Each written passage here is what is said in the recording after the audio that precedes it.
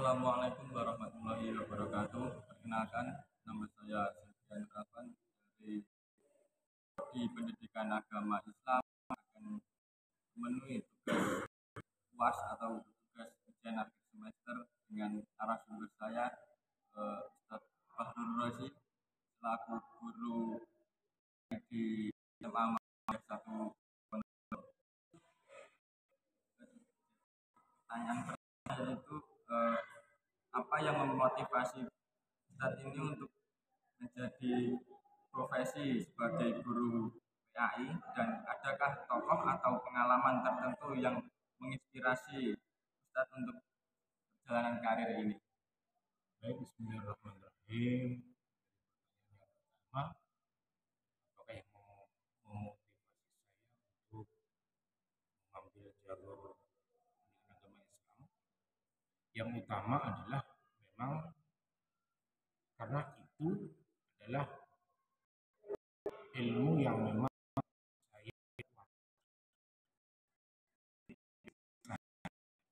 dari agama, dari mulai pesantren dengan saya suka, dan dengan itu semua skill saya menjadi lebih baik dibanding hal yang lain. Itu saya putuskan saya mengambil jurusan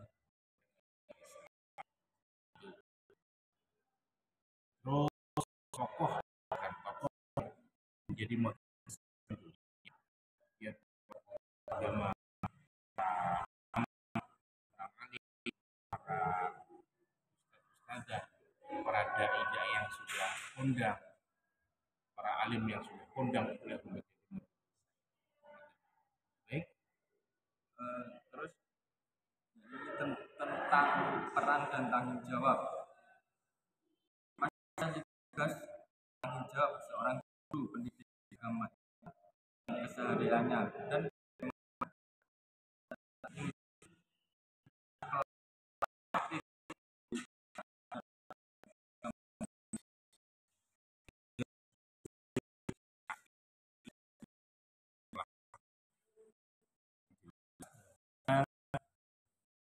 Menjadikan urusan pendidikan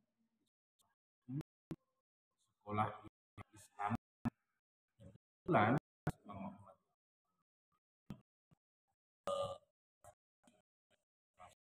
Islam. Artinya sebagai guru agama memberikan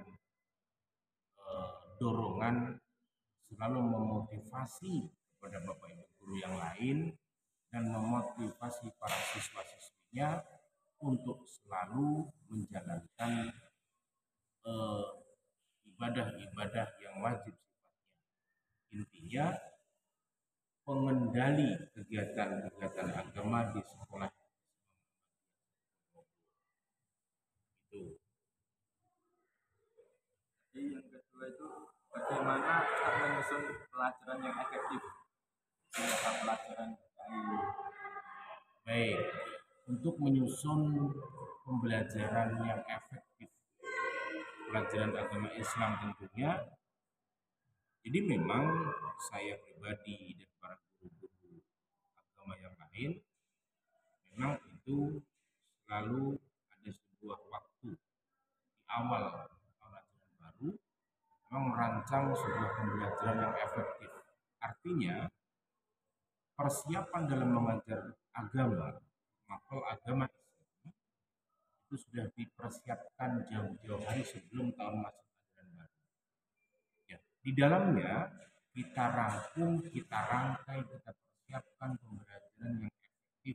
Artinya dalam menyampaikan pembelajaran agama itu diharapkan dalam penyampaian siswa itu betul-betul dapat memahami, dapat mengerti apa yang disampaikan oleh guru, dan tentunya pembelajaran yang menyenangkan bagi para siswa, yang sehingga yang disampaikan sama guru tadi bisa masuk dengan baik, dengan maksimal. Selanjutnya itu ada pengembangan kurikulum. Bagaimana cara Ustadz berpartisipasi dalam pengembangan kurikulum pendidikan agama Islam di sekolah ini, dan apa tantangan terbesar yang Ustadz hadapi dalam mengajar pendidikan agama Islam ini, dari bagaimana Ustadz mengatasinya. Pengembangan apa tadi? Bagaimana cara Ustadz berpartisipasi dalam kurikulum.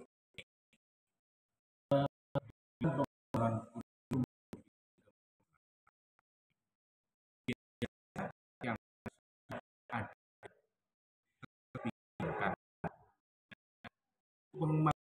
pengembangannya biasanya selalu menjadi refleksi dalam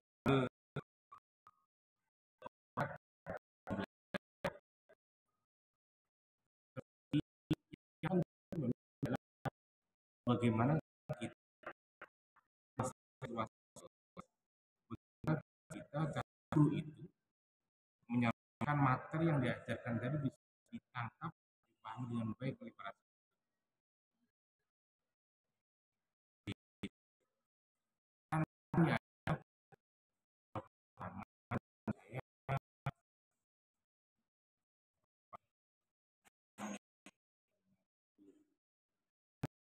itu. Menurut saya ketika anak itu sudah kondisi lelah, biasanya kondisi itu dimulai setelah jam 12, setelah istirahat kedua, anak-anak itu makan siang, terus nah biasanya di situ bagi saya dan menurut saya itu tantangan yang terberat. Tapi cara mengatasinya, kalau saya pribadi dalam menyampaikan materi itu saya lebih banyak dalam saya diskusi, atau saya banyakin humornya, saya banyakin guyonannya.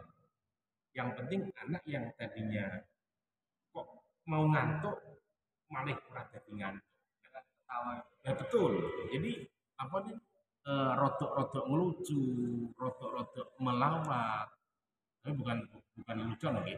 Artinya kita bikin anak itu biar cepat, biar hilang rasa kantuknya. Nah kita selingi, kita imbangi dengan kita masuki dengan humoran-humoran gitu ya. Nah itu yang saya rasakan itu sebuah cara jitu ya untuk saya agar anak-anak yang tadi yang agak ngantuk dan lemes itu bisa terbangkit lagi, akhirnya bisa memperhatikan apa yang saya sampaikan kepada. Terus ini ada pendekatan dan metodologi. Metode pembelajaran apa yang Ustadz gunakan untuk membuat pelajaran pendidikan agama Islam lebih menarik bagi siswa, dan bisakah Ustadz memberikan contoh kegiatan atau proyek yang Ustadz gunakan untuk mengajar pendidikan agama Islam ini? Baik, berbicara metode, ya. Kalau guru, apalagi guru agama Islam, guru agama itu, menurut saya dan saya yang saya pakai, metode saya itu adalah metode ceramah dan tidak pindah daripada itu. Metode ceramah dalam penyampaian pendidikan agama Islam itu tetap harus dipakai. Nah, di dalam metode ceramah itu, saya merasa saya lebih nyaman. Saya lebih nyaman, saya lebih enak menyampaikan, dan saya lihat anak-anak lebih suka mendengarkan ceramah saya, tapi ceramahnya itu yang tidak monoton. Artinya, di tengah-tengah saya berceramah, di tengah-tengah saya menyampaikan materi itu, ada diselipkanlah humuran-humuran, diselipkanlah guyonan-guyonan, lelucon yang sehingga dengan metode yang saya lakukan tadi itu, anak juga merasa senang, tidak bosan, dan memang tidak terfokus pada ceramah. Kok tidak? Kadang metode diskusi saya lakukan, saya kelompokkan begitu, Tapi di akhir pendiskusian itu tetap seorang guru harus menyampaikan inti daripada diskusi tadi yang sesuai dengan KD yang kita ajarkan pada jam itu. Eh, Contoh kegiatan atau proyek yang kita gunakan untuk mengajar itu. Oh iya, misalkan ini mohon maaf tidak bisa menampilkan metode yang menggunakan cloning. Contoh ada pernikahan yang pernikahan. Nah, di situ kalau masalah pernikahan ini kan sudah tergambar bahwa nikah itu nanti saya menyatakan di sana tentang nikah dengan kemungkinan itu menurut saya sebuah cara atau proyek saya kalau saya bilang agar supaya pembelajaran saya tentang bab itu mudah dipahami sama. Oke, sekilas ini. Terus ada teknologi dalam pembelajaran, yaitu bagaimana peran teknologi dalam pembelajaran pendidikan agama Islam ini. Apakah Ustadz menggunakan alat atau platform digital tertentu? Dan apa tantangan dan manfaat menggunakan teknologi seperti HP, laptop atau dan lain sebagainya itu dalam mengajar AI? Baik, kalau untuk teknologi, saya memang ya sesekali saya menggunakan laptop dan menggunakan LCD proyektor gitu ya untuk menampilkan materi pembelajaran itu. Karena memang menurut saya dengan kita menampilkan di layar menggunakan proyektor itu ada nilai plusnya, bagus, bagus banget. Jadi apalagi di situ tadi yang saya bilang tentang pernikahan, di situ saya menampilkan di layar itu proses pernikahan, ini mau mantu misalnya, terus nanti ada prosesi pernikahannya, ada prosesi akad nikahnya, dan nanti di situ akan saya sampaikan ini loh calon pengantin pria, ini loh calon pengantin wanita, ini loh saksi dan lain itu seperti itu. Intinya saya menggunakan juga teknis elektronik itu berupa proyektor, laptop. Jadi agar siswanya itu lebih mudah untuk memahami. Betul, dengan kita tampakkan gitu tentang contoh, karena kalau di buku kan hanya gambar, Ya. Tapi kalau di layar itu kan nampak sebuah video wong mantu, terus kita tampilkan juga nanti itu video pas prosesi pernikahannya dari mantu ini pas resepsi ini. Yang penting ketika proses pernikahannya ada calon mempelai pria, mempelai wanita, ada 2 orang saksi, ada wali, ya kan, ada ijab kabul, itu dengan menggunakan alat LCD proyektor itu lebih mudah sekali memang untuk dipahami sama siswa. Kalau untuk tantangannya itu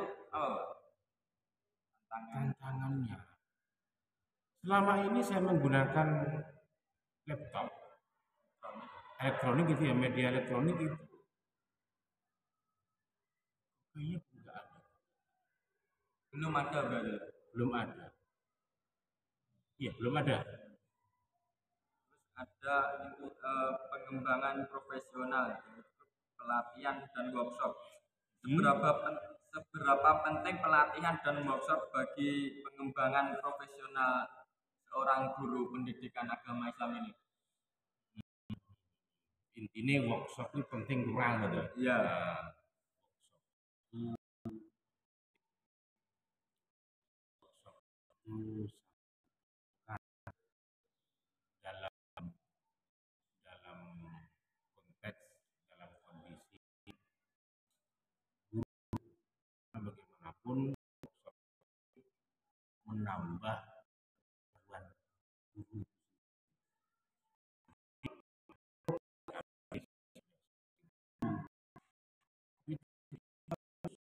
guru maupun enggak mengadakan workshop tentang membuat para pelajar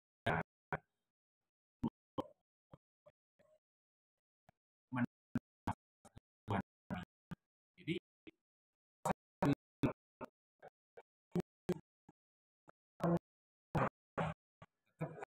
pengembangan wawasan bagi guru dan bagus tetap kegiatan workshop itu seperti yang ada apakah ini mengikuti latihan tertentu tingkat keterampilan satu betul pendidikan Islam itu saya ikuti lagi nanti kegiatan MVP logo khusus untuk guru PI tingkat SMA di situ wadah satu hubungan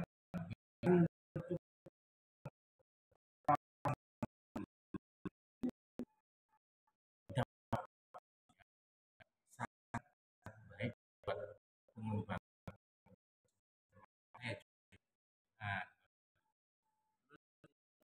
kolaborasi dengan guru lain.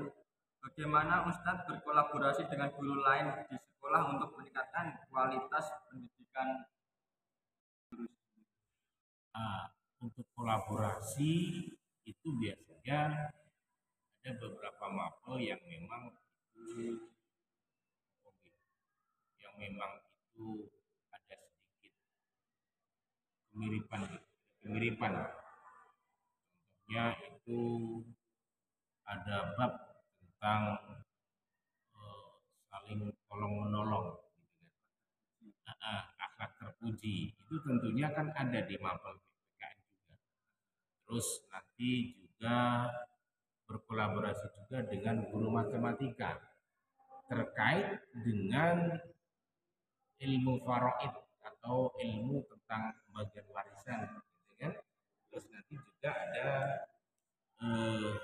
bab tentang zakat mal, bagaimana pembagiannya, itu kan masalah nominal. Jadi kalau untuk masalah angka, nah itu kolaborasi dengan guru matematika biasanya. Oke, seperti itu.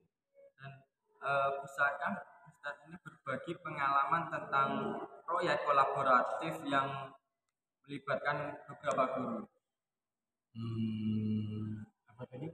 Bisakah Ustadz berbagi pengalaman tentang proyek yang melibatkan beberapa berbagi cerita gitu. Apa gitu? Dulu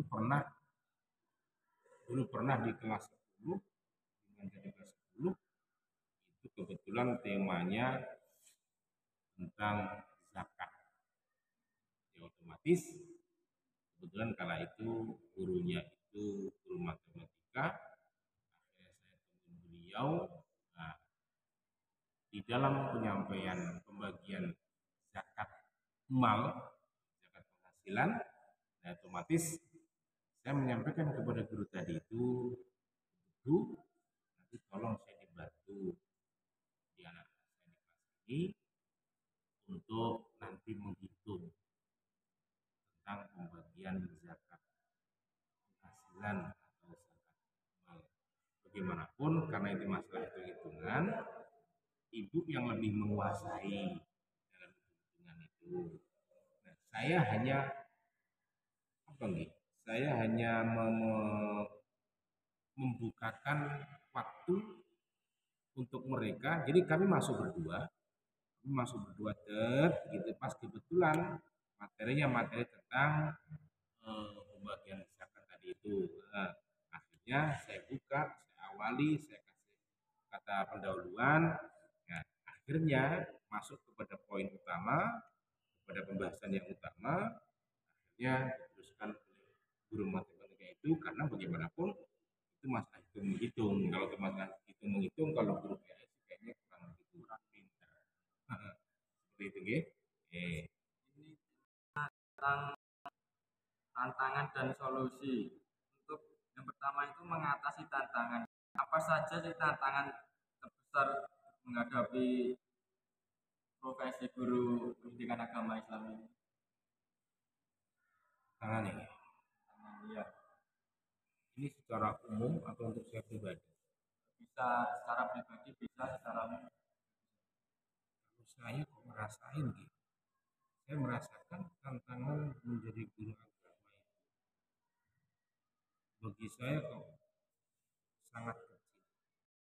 Bahkan ada Tantangan apa ya, tantangan satu ketika masuk ke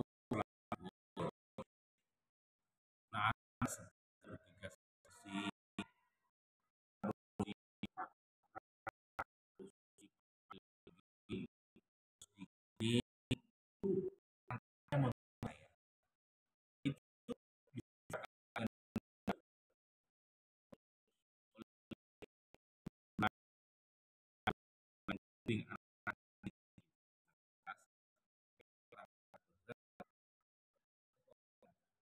kebetulan saya juga di Muhibu ini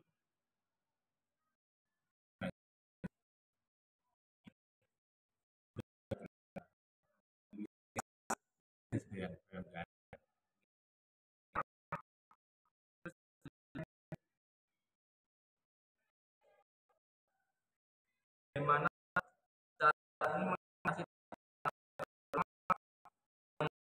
dengan perbedaan pemahaman dan agama, maksudnya gimana tuh?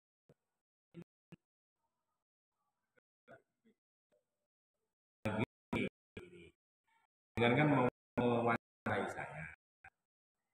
saya guru di SMA Muhammadiyah yang otomatis mayoritas bahkan 1000% di SMA Muhammadiyah kan muslim. Jadi tidak ada sebuah tantangan kalau untuk perbedaan agama gitu. Kalau perbedaan pemahaman itu banyak. Ada beberapa contoh saya menyampaikan poin apa gitu. Jadi masing-masing kelompok ini agak berbeda. Nah, guru harus bisa menyimpulkan dari kesemuanya ini, ya, yang itu mengambil dari pendapat si A, si B, si C, dijadikan satu dirangkum oleh guru. Nah, guru harus bisa di situ. Makanya wawasan guru bagi agama loh, itu jangan jangan berhenti sampai di situ. Tetap mengembangkan wawasan, mengembangkan cakrawala pengetahuan. Jadi ketika ada anak bertanya, ada perbedaan pendapat si A, si B, si C, kita bisa menampung, kita bisa menyampaikan kepada mereka. Kalau agama nggak ada di sini. Terus ini pengaruh era globalisasi. Bagaimana era globalisasi mempengaruhi cara Ustadz mengajar pendidikan agama Islam ini? Misalkan gimana itu? Pengaruh globalisasi. Terus ulang. Pengaruh era globalisasi. Bagaimana era globalisasi mempengaruhi cara Ustadz mengajar? Oh gitu. Dengan era digital ada sih mas pengaruhnya, mbak. Menurut saya pengaruh-pengaruh itu ada baiknya, ada tidaknya, ada buruknya. Tetapi bagi saya pribadi, dengan perkembangan teknologi itu satu, kita lebih mudah dalam pembelajaran. Dengan tadi bisa menampilkan video di layar besar yang sehingga anak itu lebih bisa memahami dengan baik. Gitu. Tapi saya pribadi memang pengaruhnya itu ya besar juga, besar pengaruhnya. Dan ini dampak dan evaluasi. Bagaimana kita mengevaluasi efektivitas dalam proses pembelajaran saat ini, dan apakah ada feedback dari siswa atau orang tua yang sangat berkesan di saat sendiri? Bagaimana kita mengevaluasi efektivitas dalam proses pembelajaran Ustaz? Apakah ada feedback dari siswa atau orang tua yang sangat berkesan? Jadi gini, saya melihat dari keefektivitasan dalam semua efektif orang telah mengulangi. Saya melihatnya itu kan kita bisa kelihatan kan, bisa tahu. Ketika saya mengajar, terus anak itu saya lemparkan pertanyaan, kok dia bisa menjawab? Jawabannya dengan ide. Nah, terus yang kedua, ketika di penilaian, di ulangan misalkan, di ulangan. Kadang ulangan itu saya enggak. Kadang kalau lain, minggu depan kita ulangan gitu kan. Kalau saya tidak. Kalau saya masuk cek penilaian harian, saya tulis soal. Atau saya tiba-tiba sudah bawa fotokopian. Satu. Dengan itu, anak saya rasa akan ketahuan saya dari hasil pembelajaran minggu lalu masih enggak daya ingat dia. Kalau masih ingat dari pekerjaan yang dari baik, berarti efektif dalam mengajar pada pertemuannya. Itu seperti itu. Terus tadi ada nggak feedback dari siswa atau orang tua yang sangat berkesan? Yo kesane hidupnya anak itu ya. Satu, senang.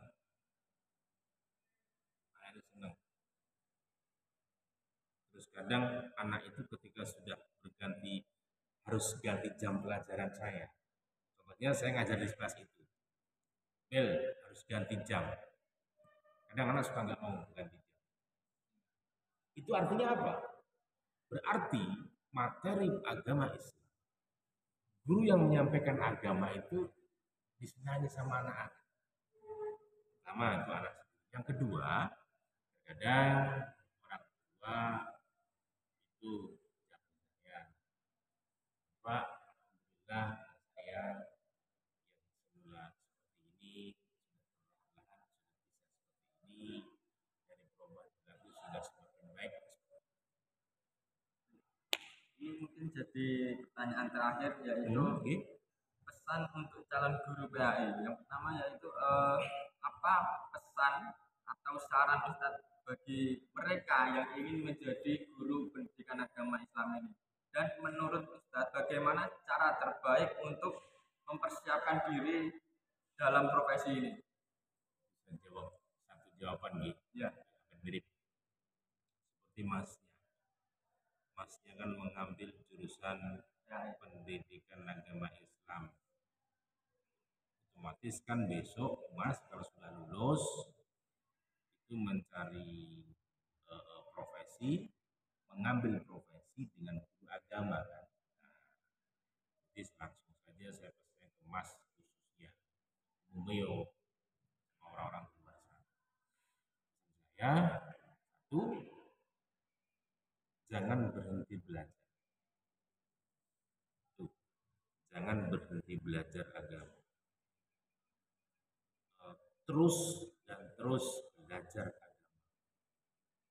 Perluas wawasan, perluas cakrawala keagamaannya mas, Mas Muslim yo berarti yo sering ke pengajian, sering mengikuti kajian-kajian, sering ikut workshop, ya.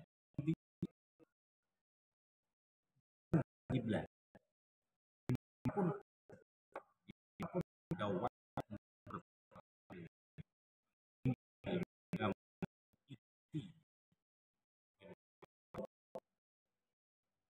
kita mempunyai waktu yang.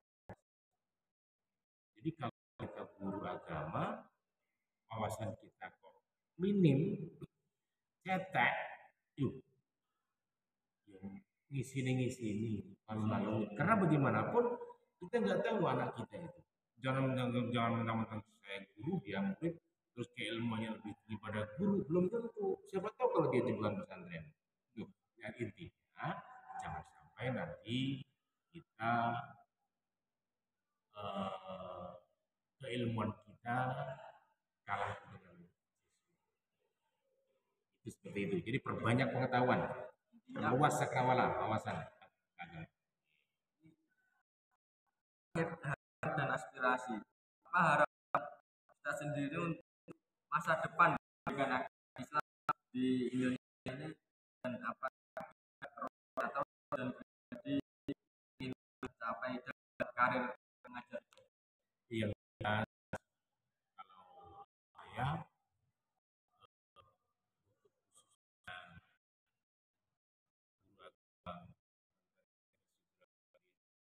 tadi nggak jauh tadi yang saya sampaikan, perluas cakrawala, terus lagi jangan sampai jelek agama Islam, baca Qurannya itu terbaca-baca, tele-tele, umat Allah sangat memalukan sekali. Dan saya rasa baik teman-teman saya yang di luar sana, baik SMA 1, baik SMA 2, SMA 3, SMA 4, tentu alhamdulillah kalau dilihat, kalau baca Quran ini sudah lumayan fasih.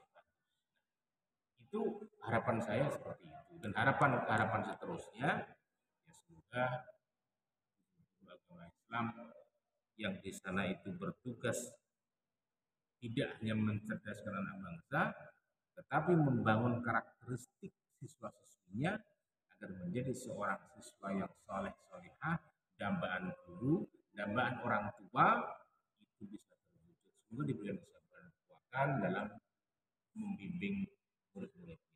Seperti itu, ya. Mungkin cukup itu wawancara dari saya. Apabila ada kurang lebihnya, saya mohon maaf. Akhirul kalam. Assalamualaikum warahmatullahi wabarakatuh.